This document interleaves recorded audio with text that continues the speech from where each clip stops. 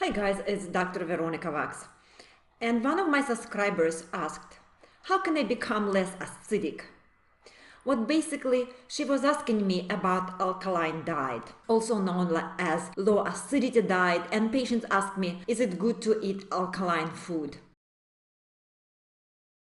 The reason they are asking is because they believe that alkaline diet has a lot of benefits by changing the pH of the blood.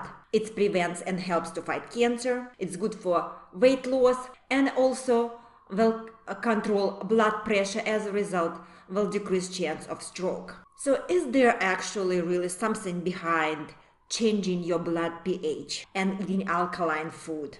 In order to understand that, you need to understand basic concept of medicine or acid-base balance or body homeostasis. It's a very difficult concept. I will make it simple, really simple, to explain you if there are any benefits from changing the blood pH or not. And obviously if there is any benefits from alkaline diet. Let's go to the blackboard for the explanation. Here, I already pre-draw several items for us. So this is our digestive tract with the mouth and the teeth. And the food comes into our mouth in form of carbohydrates, carbs, fat, protein, PR, I will write as a protein, and fruits and vegetables. They get broken down in the digestive tract and the particles get absorbed into the bloodstream and eventually get delivered into the cell. And the cell will use those foods, either build and rebuild themselves or as a source of energy. So I will give you example. On the right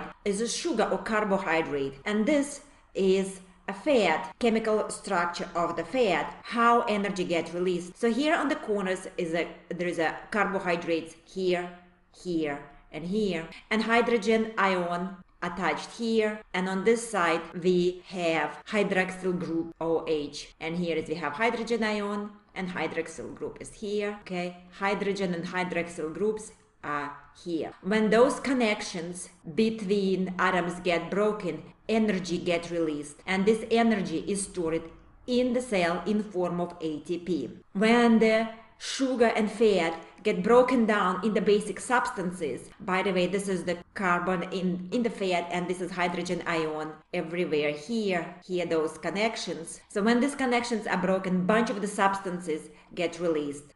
Carbon, which never can be flowed in the space by itself, so it's always with something, usually with oxygen in form of CO2. Hydrogen ion, nitrogen, so all of that will be spilled inside the cell. Okay, so this is hydrogen ion that get released from breaking down sugar or fat. This ion determines a pH of the cell, determines concentration of this hydrogen ion, and pH inside the cell is 6.8, and it's very strictly controlled because all chemical reactions that run inside the cell worked perfectly at this pH. When we break down more of sugar or fat, basically more hydrogen ion, this hydrogen ion get released into here in the cell, and the concentration goes up, creating more acidic environment, but pH cannot be changed in the cell, so this hydrogen ion get pushed out of the cell into the bloodstream. pH or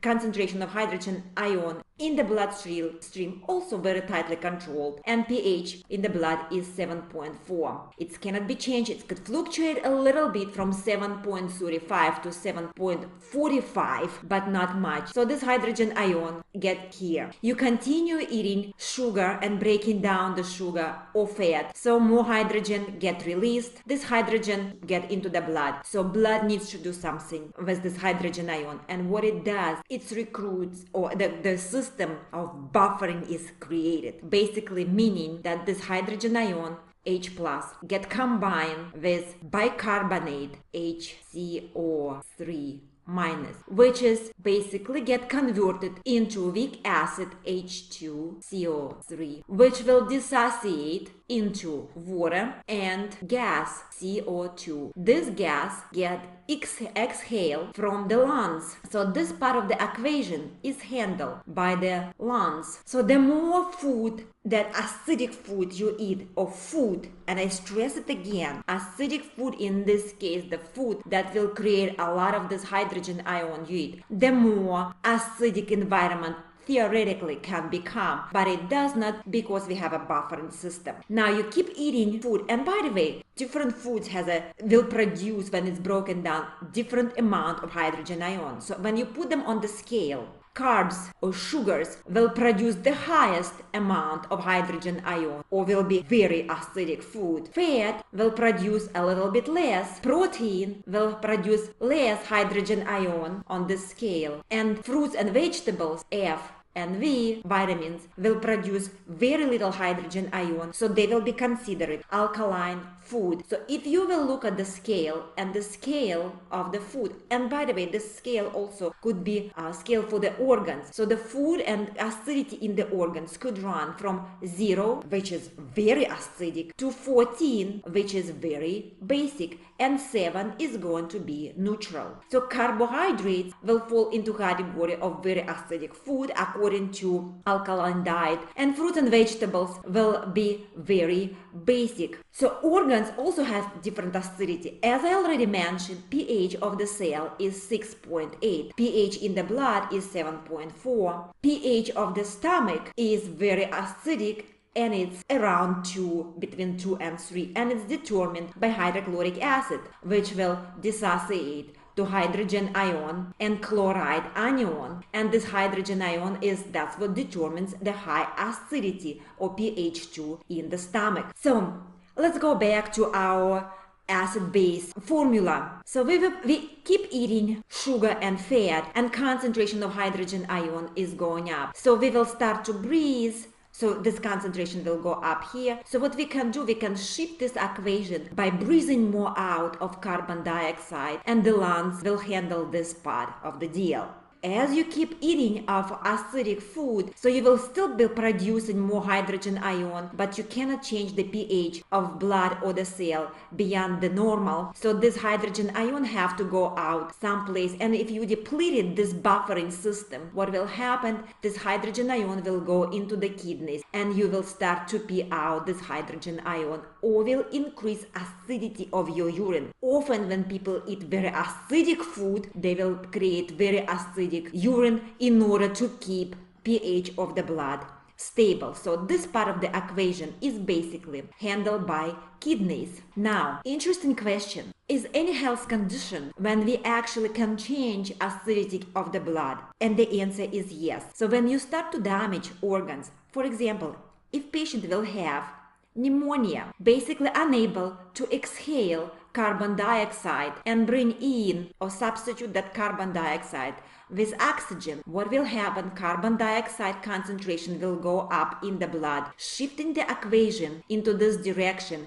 basically producing more hydrogen ion, and this hydrogen ion will get handled by kidney. So patient that has a pneumonia or COPD will have more acidic urine, will basically pee acid just to keep pH of the blood stable. You also could damage this part of the equation, kidneys. When the kidneys get damaged and they cannot excrete hydrogen ion, so what they start to do, they will start to breathe more often, trying to shift the equation in this direction, exhale carbon dioxide. Unfortunately, when the kidneys are damaged, not only hydrogen ion keep accumulating, also body cannot deal with nitrogen, with calcium, and they get out of the balance so the kidney is damaged, until you put your patient on dialysis. So you understand the promise of alkaline diet to change your pH from being acidic to being more alkaline is unrealistic. Body will do all kinds of crazy things to keep concentration of this hydrogen in the blood and in the cell. Few concepts run out of this idea, alkalizing your body. What I hear from my patient, they will say, in the morning, I drink glass of water where I diluted baking soda, because they assume if you drink base or baking soda, you will change the blood pH into more basic or alkaline, which will help to fight cancer. The promise is false, because you remember, pH of the stomach is very acidic, it's true, and it's determined by this hydrogen ion. When you combine acid plus base, so you put your baking soda right here, you go ahead and do that in the glass, put baking soda and then add apple cider vinegar. Vinegar is an acid. You combine base and the acid. What you will get a lot of water and some bubble out of that. You can also create, you basically neutralize your hydrochloric acid. You kill this hydrogen ion by baking soda. Acid get neutralized, nothing much will happen, no change whatsoever. You can expect in the pH of blood. Yes, you may create damage in the long term in your stomach and other further down here in your digestive tract. The other theory is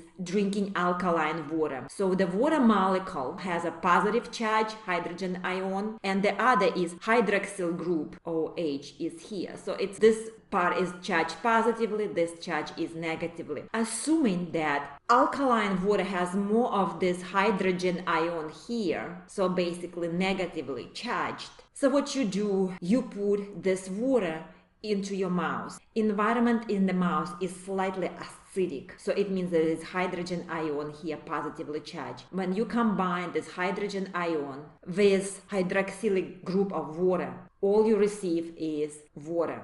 And if that alkaline water made through the mouth and get here into your stomach, environment here in the stomach is still very acidic. So you combine this hydrogen ion with hydroxylic group and all that you receive is net worth, water. So do not waste your time on those fancy water. Now, do I like alkaline diet? And the answer is absolutely love it. Let's go and I'll explain you why. Alkaline diet means cutting down drastically on acidic food such as carbohydrate, decreased consumption of fat. So as a result, eating more vegetables. I love it absolutely. When you eat a lot of vegetables, your weight will go down. As your weight goes down, you become healthy. Your blood pressure will go down. As a result, the chance of stroke is going down. Also, consumption of fruits and vegetables has its own benefits. They have antioxidants. And one of the theory of the cancer is oxidation theory. When you eat antioxidants from fruits and vegetables, you actually combat the cancer. And you can decrease the chance of the cancer, which I like very much. Also, a lot of fruits and vegetables, they have minerals, potassium and magnesium. When you add those into your diet, your blood pressure will go down and the chance of stroke also will go down. The answer is I like very much alkaline diet for different reasons, but not for the fact that will change your pH of the cell or pH of your blood or your body. If you add into this equation of alkaline diet, exercise, you will get even healthier. So please do that. And that's what I tell my patients. That's what I tell you. Thank you very much, guys. It's Dr. Veronica. Stay healthy. Ask me questions here. I will answer all your questions. Bye-bye for now.